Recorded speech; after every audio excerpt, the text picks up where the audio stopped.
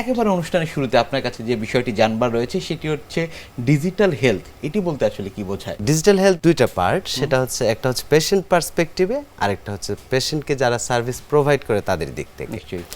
Patient পার্সপেক্টিভে হচ্ছে তারা digitally through website অথবা অ্যাপস অথবা টেলিমেডিসিন সিস্টেম তারা সার্ভিসগুলো ডিজিটালি অ্যাভেল করতে পারবেন। অ্যাট দ্য সেম টাইম তাদের ডাটা, তাদের হেলথ রেকর্ডস সেগুলো সংরক্ষিত থাকবে for the service provider, so that তারা যেন পরবর্তীতে পেশেন্টকে দেখতে ব্যবহার করতে পারেন। একই সাথে সার্ভিস প্রোভাইডার, হসপিটাল, ডক্টরস, আদার প্রফেশনালস, তারা কিছু সফটওয়্যার ব্যবহার করবে যার মাধ্যমে তারা যে সার্ভিসগুলো প্রোভাইড করবেন সেই সার্ভিসগুলো ডিজিটালি রেকর্ডেড থাকবে। তারা সার্ভিস প্রোভাইড করার সময় কিছু সাপোর্ট পাবেন, যেমন একটা অলরেডি বলছি যে তারা পেশেন্টের অতীত রেকর্ডগুলো তারা সরাসরি দেখতে পারবেন।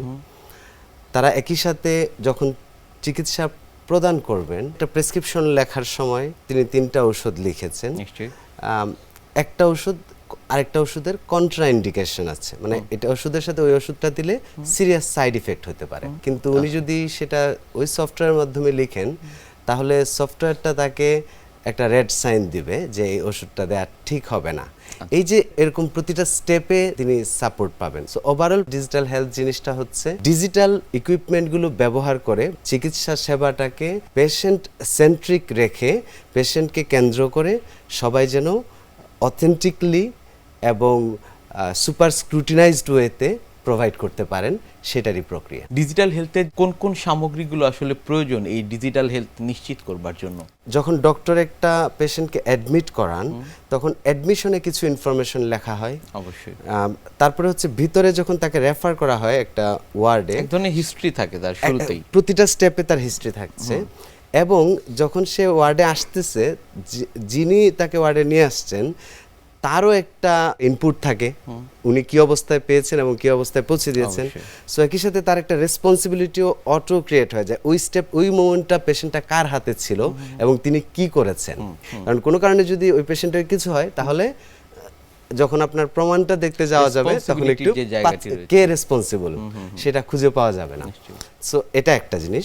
আরেকটা হচ্ছে ধরেন আমি ডক্টর ওয়ার্ডে বসে একটা ঔষধ প্রেসক্রাইব করলাম, একই সাথে ফার্মাসিস্ট বা ফার্মাকোলজিস্ট যিনি তার রুমে বসে আছেন তিনি তার ইন্টারফেসে দেখতে পাচ্ছেন যে ডক্টর কোন ডোজে কোন ওষুধটা ওই পেশেন্টকে দিয়েছেন।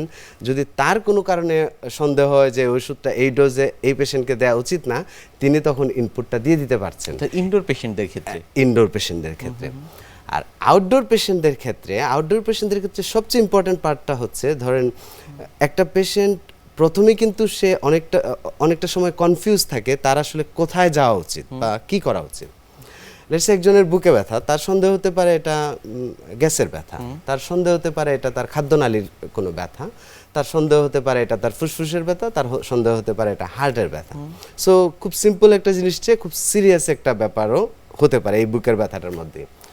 ওই ইনস্ট্যান্ট মোমেন্টে তার বয়সের কারণে হোক বা বাসায় কোনো লোক নেই সে কারণে হোক, অথবা দূরত্বের কারণে হোক, অথবা অ্যাপয়েন্টমেন্টের ঝামেলার কারণে হোক, তার হয়তো একটা সহজ সমাধান খুঁজে নিতে হয়। ওকে ঠিক আছে, দেখি একটা গ্যাসের ওষুধ খেয়ে 1 ঘন্টা অপেক্ষা করে, বা দেখি একটা পেন কিলার খেয়ে।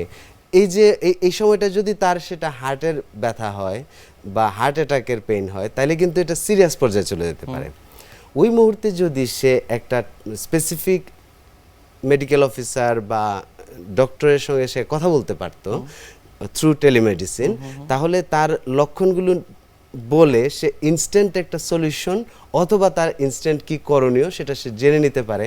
এবং অনেক ক্ষেত্রেই এটা একটা লাইফ সেভিং মোমেন্ট হয়ে যেতে পারে, জাস্ট একটা মানে ডিজিটাল মাধ্যমে একজন ডক্টরের সাথে কমিউনিকেশনটা।